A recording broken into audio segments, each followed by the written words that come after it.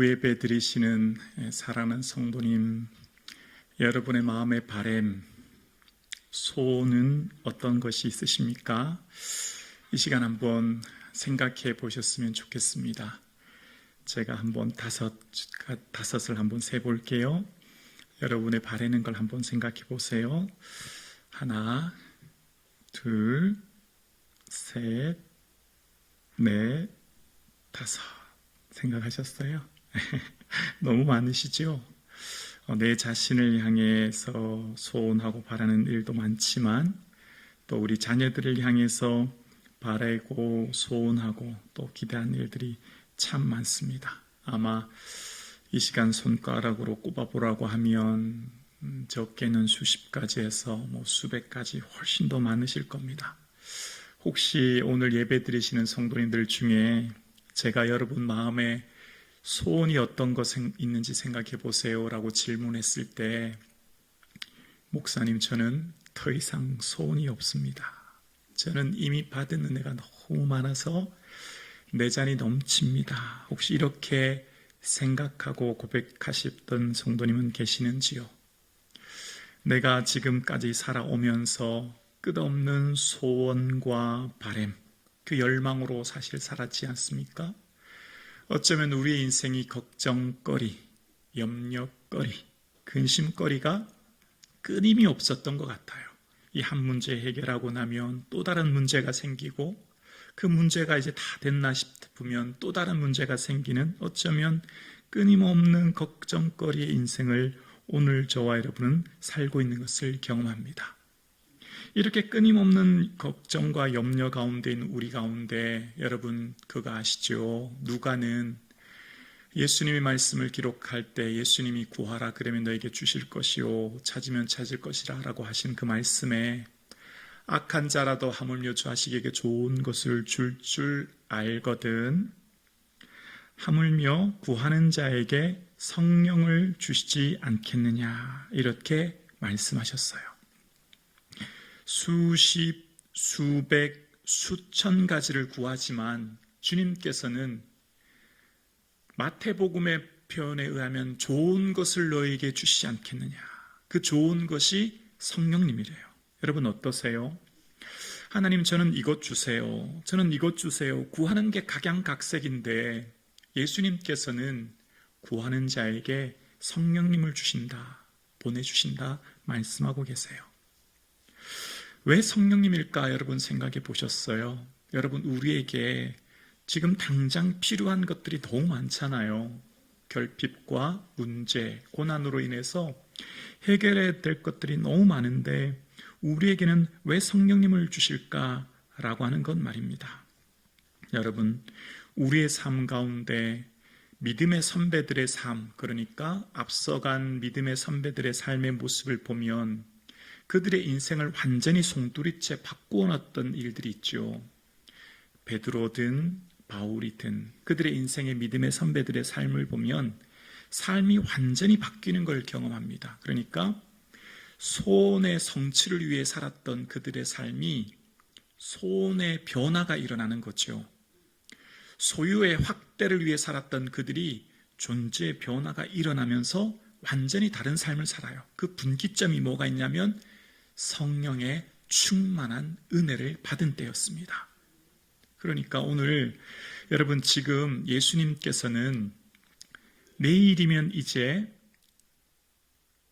십자가에 못 박히셔야 되는 그 절체절명의 시간입니다. 공생의 마지막 밤, 마지막 시간이에요. 그때 예수님 기도하는 모습이 오늘 본문인데요. 그 기도 속에서 제자들을 향해서 뭘 향해 기도하고 계시냐면 바로 오늘 본문 17장 8절 말씀인데요. 제자들을 향해 이것을 기도하고 계십니다. 함께 고백할까요? 나는 아버지께서 내게 주신 말씀들을 그들에게 주었사오며 그들은 이것을 받고 내가 아버지께로부터 나온 줄을 참으로 아오며 아버지께서 나를 보내신 줄도 믿었사옵나이다. 아멘. 예수님께서는 지금 이제 내일이면 이 땅에 계시지 않아요. 그래서 제자들을 향해 지금 간절히 기도하고 계시거든요. 예수님은 못할 것이 없고 뭐든지 다 주실 수 있어요. 바라고 원하는 것, 그러니까 제자들이 원한다면 뭐든지 어떤 것도 다 주실 수 있는데, 예수님께서는 지금 제자들에게 뭘 구하며 간구하시냐면 말씀들을 그들에게 주었다라고 하시는 거예요. 많은 것들이 있는데 주님께서는 말씀을 제자들에게 주고 계신 것을 봅니다. 여러분, 예수님께서 제자들을 보내실 때 전대와 배낭과 신발을 가지지 말라라고 하셨지요. 당장 필요한 이 전대라는 것은 돈주머니 아닙니까? 당장 필요한 게 돈주머니잖아요. 이제 전도 여행을 시작하면, 전도로 가면 당장 끼니부터 해결해야 되고 숙식이 다 해결돼야 되는데 주님 그런 것들 챙기지 말라고 그러시는 거예요. 그러면서 그들을 보냈습니다. 그리고 난 뒤에 제자들을 다 보낸 다음에 70명의 제자들을 보내고 둘씩 보낸 다음에 돌아온 후에 그들에게 다시 질문하는 내용이 누가복음 22장 35절에 나오는데요. 그들에게 누가복음 22장 35절에 우리 다시 다 함께 고백할까요? 함께요. 그들에게 이르시되 내가 너희를 전대와 배낭과 신발도 없이 보내었을 때에 부족한 것이 있더냐? 이르되 없었나이다. 신기하지 않아요? 제자들을 보냈는데 제자들을 다 보낸 다음에 이제 보고를 받는, 돌아온 다음에 그 제자들을 향해서 그동안 그 전도 사역의 결과에 대해서 물으실 때, 얘들아 너희들 내가 전대 배낭 신발 가지지 말라고 그랬잖아. 근데 어땠어? 너희들 혹시 그렇게 지나면서 부족한 거 있었니? 그랬더니 그 돌아왔던 제자들이 아니요, 없었습니다. 이렇게 이야기하는 겁니다. 제자들을 보내시면서 얘들아 너희들이 갈 때 어떤 성이든지 마을에 가면 합당한 자들이 너희를 맞을 거야. 그리고 그곳에 머물면서 지내라 라고 하셨고, 그 말씀하신 것처럼 제자들은 가는 곳마다 그들의 모든 필요를 채워줄 수 있는 사람들을 만나게 하셨고 그들과 함께 하셨다라고 하는 것을 깨닫게 됩니다. 제자들의 삶에 그 모든 필요를 제자들이 아니라 주님께서 친히 아시고 그들을 위해 미리 예비해 주시고 해결해 주셨다는 것을 깨닫게 돼요. 그러면서 제자들의 삶이 나그네의 삶, 파송된 제자의 삶이었다는 것을 그들이 스스로가 자각했기 때문에 필요한 것이 더 없을 만큼 채워졌다는 겁니다. 제자들의 삶은 보냄받은 사람들이었지요. 바꿔서 한번 생각해 볼게요. 제자들이 만약 보냄받은 자들이 아니라 그곳에서 정착해 산다고 하면 필요한 게 많았을걸요. 부족한 게 한없이 더 많았어야 될걸요. 그런데 그들은 보냄받은 사람들이었고 나그네 의식을 가지고 있었기 때문에 더 이상 부족한 것이 없었던 거죠. 오늘 예배 드리시는 사랑하는 성도님, 여러분의 삶은 어떠세요? 지나온 삶 가운데, 여러분의 삶 가운데 함께 하셨던 주님께서 함께 해주셔서 주님, 제게는 말씀대로 순종했고요. 그랬더니 제게는 더 이상 부족한 것이 없었습니다. 이렇게 고백되시는지요? 아니면 주님, 말씀대로 살았지만 아직 내게는 필요한 것이 너무 많은걸요? 이렇게 고백되시는지요? 그 중심에는 바로 내가 이 땅에 영원히 살 것처럼, 내가 여기가 내 집인 것처럼, 내가 여기에 소망 두면 부족한 것이 끊임없을걸요? 한없이 더 많은 것을 요구하게 될걸요? 그런데 나는 이곳의 삶은 나그네야. 내 이 땅에서 삶의 모든 것은 지나가게 될 거야. 내 모든 최종 종착지는 하나님 나라야 라고 생각한다면 우리의 시야와 생각이 바뀌게 될 것입니다. 여러분, 우리가 주를 위해 왜 예배 드리세요? 여러분, 왜 예물 드리셨어요? 왜 봉사하고 계세요? 우리는 하나님 나라에 소망을 두기 때문에 한 거지요. 이 땅의 것들을 더 많이 얻기 위해 봉사하고 헌신하고 예물 드리는 차원을 넘어서서 하나님 나라의 그 영광 바라보며 감사함으로 오늘도 예배 드리시는 거지요. 그래서 오늘 저와 여러분의 삶 가운데에 주님께서 나와 함께 하고 계시고 나의 삶을 책임져 주시고 나를 붙들어오고 계시고 나의 삶을 인도하고 계시는 주 되신 하나님, 내 모든 삶을 책임져 주시고 함께 해주셔서 우리의 삶을 인도하고 계신 주님께서 우리의 모든 것을 함께 해주시는 좋으신 하나님인 것을 우리는 믿습니다. 그래서 다시 한번 생각해 볼게요. 왜 말씀 주셨을까요? 왜 많은 것들 전대가 아니라 배낭이 아니라 신발이 아니라 말씀일까요? 성경을 보면 말씀을 통해서 말씀에 충만하면 반드시 성령의 충만함을 경험하게 됩니다. 말씀이 충만한 곳에 성령의 충만한 임재가 경험되어지고요. 말씀과 성령은 매우 밀접한 관련이 있다는 걸 알게 돼요. 요한복음 4장 말씀이죠. 자막 한번 보여주실래요? 요한복음 3장 34절 자막 한번 보여주실래요? 3장 34절입니다. 네, 요한복음 3장 34절. 우리 함께 고백할까요? 함께요. 하나님이 보내신 이는 하나님의 말씀을 하나니 이는 하나님이 성령을 한량없이 주심이니라. 아멘. 하나님께서 예수님을 이 땅에 보내실 때에 하나님의 말씀을 주셨고 동시에 성령님을 함께 보내주셨다 말씀하시는 거예요. 여러분, 우리가 말씀이 우리 안에 거하게 되면, 말씀이 우리 안에 충만하게 되어지면 놀라운 은혜가 있는데요, 그것은 바로 성령의 충만한 임재를 경험하게 됩니다. 그래서 내 말이 너희 안에 거하면 무엇이든지 원하는 대로 구하라 말씀하셨지요. 하나님 말씀이 내 안에 거하게 되면 성령님이 나를 다스리시게 되고, 그 성령님의 은혜로 다스리시게 되면 소원의 성취에서 소원의 변화로 소원의 종류와 내용이 바뀌게 되는 걸 경험하는 거예요. 다시 질문해 볼게요. 여러분 소원 있으시죠? 여러분 소원의 첫 번째가 어떤 게 있으신가요?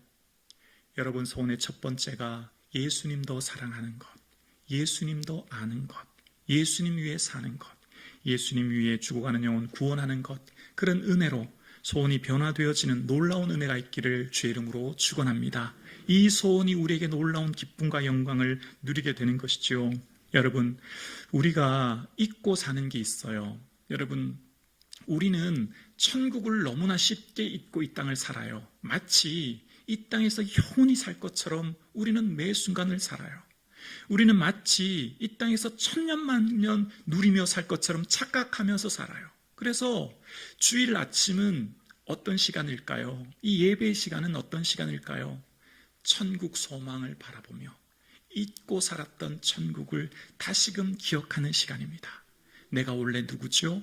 내가 원래 본질상 저주받은 지옥의 고통 가운데 있어야 될 나였잖아요. 그 은혜를 기억한다면, 여러분 지옥을 깊이 묵상하면 기쁘지 않을 수가 없어요. 지옥을 정말 깊이 생각해 보면 내가 원래 누군데요. 그래서 그 은혜를 기억하여 내게 주시는 천국이 얼마나 놀라운 은혜라는 것을 기억하게 되고 기쁨이 넘치게 되지요. 예수님께서 천국에 대해서 이야기하실 때 천국은요, 기쁨이 잉태된대요. 천국은 마치 밭에 감추인 보화와 같아서 그것을 발견한 후에 기뻐하여 돌아가서 재산을 다 팔아서 그걸 산대요. 이 기쁨, 천국의 기쁨 때문에 어떤 희생도 다 감내하게 된대요. 오늘 예배 드리시는 여러분, 우리의 삶의 구원의 감격, 천국의 소망이 충만한 이 시간 되기를 주의 이름으로 축원합니다. 소유를 다 팔아서, 왜 팔죠? 이 재산보다도 귀한 것, 재산이 얼마나 소중하고 귀한데요, 그 밭에 감추인 보화를 보고 기쁘기 때문이에요. 오늘 예배 시간은 어떤 시간이죠? 천국의 소망을 확인하는 시간입니다. 잊고 살았던 천국의 영광, 그 은혜가 저와 여러분에게 기다리고 있습니다. 성령님이 임재하시면 우리의 잃었던 이 은혜를 회복시켜 주시는 거예요. 삶의 방향을 명확하게 해주시는 거예요. 얘들아, 너희들은 이 땅의 인생이 전부가 아니야. 이 땅에는 나그네와 같은 인생이야. 우리의 소망은 저 천국에 있어 라고 우리를 깨우쳐 주시는 거죠. 그래서 하나님 말씀이 우리 안에 거하게 되면, 성령님이 우리 안에 충만하게 임재하게 되면 성령님의 충만, 영향력 아래 있다는 거죠. 다스림 아래 있다는 거죠. 내 인생이 내가 주인이 되어 내가 살아갈 때는 이 세상의 것들 내가 다 책임져야 되고 내가 계획하지만, 성령님의 임재와 은혜 안에 있으면 주님이 다 하실 것을 믿기에. 아멘이십니까? 여러분, 지금까지 지내오면서 안 될 것 같았고 위험했고 고난이었고 힘들었던 그 순간 다 넘기셨죠? 다 또한 채워주셨죠? 다 함께 해주셨죠? 그 걱정거리, 염려거리 지나고 보니까 주님이 다 해결해 주셨죠? 하나님이 다 함께 하신다는 것을 우리의 삶을 통해 경험하는 겁니다. 그래서 말씀이 충만한 예수님께서 말씀을 주시는 이유는 말씀을 통해서 그 말씀이 풍성히 거해지면 그 말씀을 통해 우리가 성령의 온전한 충만한 다스림과 은혜를 받게 되고 그 은혜 안에 거함으로 주님 주시는 기쁨 안에 거하게 되기 때문입니다. 여러분, 우리가 매주일 예배 드려요. 그리고 말씀 듣죠. 그리고 세상을 향해 나아가요. 근데 어떠세요? 예배를 드리고 예배당을 떠날 때 마음에 막 넘치는 기쁨이 있고 세상을 살아갈 힘이 생기던가요? 그게 쉽게 잘 생기지 않은 우리의 현실을 바라보게 됩니다. 말씀을 알아요. 머리로 너무 많이 알고 있어요. 그런데 실제 삶으로 살아가려고 하니까 힘이 부족해요. 그렇지 않던가요? 머리로는 너무 잘 알고 있지만 삶으로 살려고 하니까 내게 그 행할 능력, 순종할 능력이 많이 부족한 것을 봐요. 여러분, 그런데 믿음의 선배들인 제자들도 그랬더라고요. 예수님 부활하셔서 제자들에게 나타나셨거든요. 그래서 옆구리와 손을 보여주셨어요. 그랬더니 제자들이 주를 보고 막 기뻐했대요. 놀라운 은혜죠. 죽었던 예수님 살아나셔서 문이 닫혀 있는데 그곳에 들어오셔서 자신의 몸을 보여주셨으니 얼마나 기뻤을까요? 근데 제자들의 삶이 어떻게 됐죠? 부활하신 예수님 보았지만 그냥 물고기 잡으러 가는 거예요. 변화되어서 능동적으로 복음에 사는 것이 아니라 삶의 자리로 그냥 걸어갔던 걸 봅니다. 제자들에게 여러분 몇 번 나타나셨다고 하셨죠? 요한복음에 보면 부활하신 후에 3번 나타나셨대요. 한 번이 아니에요. 여러 번 보여주셨대요. 그런데 예수님을 보았고 예수님 말씀을 들었고 예수님을 만났지만 그 말씀대로 살아갈 능력이 그들에겐 부족했던 거죠. 그래서 제자들의 삶 가운데 주님께서는 위로부터의 능력을 덧입을 때까지 기다리라 말씀하셨고 그들에게 성령의 충만함을 다 덧입게 되어질 때 그들의 삶의 존재 자체가 변화된 겁니다. 그들의 인생이 송두리째 바뀌는 거죠. 그래서 여러분, 베드로가 대제사장 가야바의 관정의 뜰에서 여종에게 예수님 모른다고, 나는 모른다고 부인했지 않습니까? 근데 똑같은 대제사장 가야바 앞에서 사도행전 4장에 가면 공회가 열리지 않습니까? 그 대제사장 가야바 앞에서 베드로는요 큰 소리로 복음을 전합니다. 다른 이로서는 구원을 얻을 수 없나니 천하 인간의 구원을 얻을 만한 다른 이름을 우리에게 주신 일이 없다. 예수님의 복음을 담대히 전하여. 분기점이 뭐죠? 똑같은 대제사장 앞이에요. 가야바 앞이에요. 어떻게 이렇게 완전히 바뀌었죠? 성령의 충만한 임재와 다스림이 베드로의 인생 전체를 바뀌게 된 거예요. 베드로의 인생 삶 가운데 변화가 일어난 거예요. 그리고 베드로가 오순절날 성령의 충만한 임재를 받은 후에 나타나는 특징이 한 가지가 있습니다. 바로 성령님이 임재하자 선지자 요엘의 말씀을 백성들에게, 사람들에게 선포하는 거예요. 베드로는 누구죠? 어부 아닙니까? 평생 고기 잡던 사람이 베드로입니다. 아침 새벽부터 그물 손질해서 밤늦도록 고기만 잡던 사람이에요. 서기관이 아닙니다. 밤낮 말씀 연구하는 사람이 아니라고요. 그런데 베드로의 직업이 어부였는데 베드로에게 성령님의 능력이 임재하자 어떻게 해요? 요엘 선지자의 말씀을 깨닫게 하시고 말씀을 주셔서 자녀들이 예언하고 늙은이가 꿈을 꿀 것이다 선포하게 되는 것이죠. 성령님은 어떤 분이죠? 보혜사 성령님은 내가 너희에게 말한 모든 것을 생각나게 하리라. 성령님은 우리에게 임재하시면 뭘요? 말씀을 생각나게 하시는 거예요. 말씀을 붙들게 되는 거예요. 말씀이 나를 다스리게 되는 거죠. 성령님이 나와 함께 하시면 우리의 삶의 인생에 말씀이 충만하게 되는 것이죠. 그래서 제자들의 삶이요, 처음에는 깨닫지 못했다가 영광을 얻은 후에야 그들이 예수님 말씀이 생각나서 깨달았다고 이야기합니다. 말씀이 임재하면 사건, 모든 일어나는 일들에 대한 재해석의 능력이 생기는 거죠. 성령님이 임재하신 후에 말씀이 임재하시면 장래일을 알려주리라 말씀하셨고 그들이 미래를 향한 비전을 바라보게 되는 겁니다. 여러분, 예수님의 성령님이 우리에게 충만히 임재하면 우리의 삶은요 예수님을 닮아갑니다. 예수님의 삶의 방식을 닮아가요. 예수님의 삶의 방식은 뭐였죠? 현재의 문제를 넘어 미래의 소망을 바라보시는 분이 예수님이셨어요.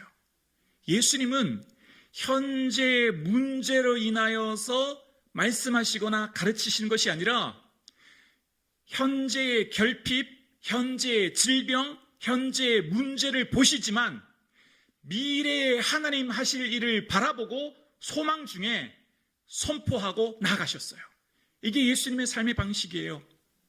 예수님께서 제자 베드로를 부르실 때 베드로에게 주님께서는 말씀하실 때 요한의 아들 시몬이니 장차 게바라 하리라 말씀하셨어요. 베드로에게 너 원래 이름은 시몬이지만 게바, 반석이 될 거래요. 지금 사실 베드로의 삶은 어떻죠? 믿음이 조약돌 같은 연약한 믿음입니다. 현재 베드로는 너무너무 연약해서 아시는 것처럼 예수님을 부인하는 겁쟁이입니다. 근데 예수님은 뭘 보죠? 베드로의 현재를 보시는 게 아닙니다. 베드로의 미래를 보시는 거죠. 성령의 임재와 능력으로 주를 위해 살아갈 베드로를 보시면서 게바란 이름을 지어주시는 거예요. 예수님의 삶의 방식은 현재의 삶을 보시는 것이 아니라 미래에 하나님 하실 일을 바라보시는 겁니다. 그래서 예수님께서는 저녁이 되어서 많은 사람들 먹을 것이 없는 빈들에서 주님께서는 떡을 들어서 축사하십니다. 축사의 원어는 감사거든요. 지금 현재 떡이요, 준비하려면 200데나리온이 더 필요합니다. 살래야 살 수도 없는 빈들입니다. 현재 아무것도 없는 결핍의 장소입니다. 현재의 상황을 보면 결핍이에요. 그러나 주님께서는 현재를 보지 않으세요. 내일을 보십니다. 미래를 보십니다. 하나님께서 하실 일을 바라보는 겁니다. 그리고 들어서 축사하십니다. 감사하신 거예요. 먼저 이루실 하나님 바라보며 이곳에서 뭐요? 감사하시는 거예요. 예수님의 삶의 방식은 현재의 문제를 인하여 불평하는 것이 아니라 미래의 소망을 가지고 현재를 어떻게 해요? 감사하시는 거예요. 그래서 예수님께서는 시체로 인하여서 무덤 가운데 있는 나사로 앞에 가셔서 이미 죽은 지 나흘이 되었습니다. 희망이 없습니다. 불가능입니다. 절망이에요. 근데 돌을 옮겨 놓으라고 말씀하신 후에 예수님 뭐라고 하시죠? 아버지요, 내 말 들으신 것을 감사하나이다. 이게 예수님의 삶의 방식이에요. 성령님이 임재하면 이 예수님의 삶의 방식을 따라가는 거예요. 시야가 바뀌는 거죠. 현재 여러분이 만난 고난과 문제와 어려움 때문에 여러분 마음이 힘들고 여러분을 주저앉게 하고 걱정거리가 여러분을 얽매일 때 성령님의 충만한 임재와 능력이 있을 때 주님께서는 미래에 하실 하나님을 소망하고 현재의 어떤 어려움 속에서도 감사의 능력이 저와 여러분 가운데 있기를 주의 이름으로 축원합니다. 예수님께서는 언제나 현재를 넘어 미래에 일하실 하나님을 바라보며 감사하시고 기뻐하시고 하나님께 영광을 돌리셨어요. 오늘 본문도요, 여러분 10절 말씀을 보면 17장 10절에 예수님이 제자들 향해 이런 기도를 하세요. 내 것은 다 아버지의 것이요 아버지의 것은 내 것이온데 내가 그들로 말미암아 영광을 받았나이다. 여기서 그들은 제자들이거든요. 여러분 보세요. 제자들로 말미암아 주님이 영광 받으셨대요. 잠시 후에 제자들 다 뿔뿔이 흩어질 거거든요. 잠시 후에 제자들 다 예수님 부인하고 갈 제자들이거든요. 근데 지금 예수님께서는 어떻게 해요? 현재 이곳에서 이미 영광을 받으셨대요. 뭘 보고 계시죠? 미래의 제자들을 바라보시는 거예요.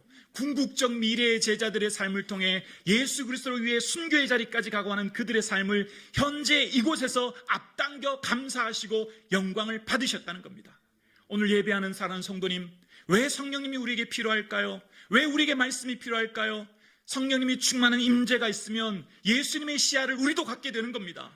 예수님의 삶의 태도를 우리가 가지게 되는 거예요. 비록 현재는 고난과 결핍과 문제가 많지만 하나님 행하실 일들을 바라보며 소망하며 감사하는 은혜가 있기를 주의 이름으로 축원합니다. 그래서 우리의 삶 가운데 성령님의 은혜가 있을 때 기쁨이 잉태되는 것입니다. 그 기쁨의 동기는 무엇입니까? 소망이지요. 그래서 로마서 15장 13절에 우리가 기뻐할 수 있는 힘을 이렇게 이야기합니다. 함께 고백할까요? 소망의 하나님이 모든 기쁨과 평강을 믿음 안에서 너희에게 충만하게 하사 성령의 능력으로 소망이 넘치게 하시기를 원하노라. 아멘. 소망의 하나님은 우리에게 성령님의 은혜를 부어주시고 그 성령님의 은혜가 우리에게 충만하게 되면 기쁨과 평강이 충만하게 된다는 거예요. 그래서 예수님께서 구하는 자에게 성령을 주시는 겁니다. 그래서 1000가지 만가지 기도 제목에 성령님이 해답이라는 거예요. 그래서 우리 인생의 궁극적인 해답은 성령님이라는 겁니다. 성령님의 충만한 임재가 있기를, 저와 여러분의 삶에 그런 은혜를 누릴 수 있기를 주의 이름으로 축원합니다. 사랑하는 성북중앙 가족 여러분, 사순절 기간 성령님의 충만한 임재를 사모하는 저와 여러분의 삶 되기를 주님의 이름으로 축원합니다.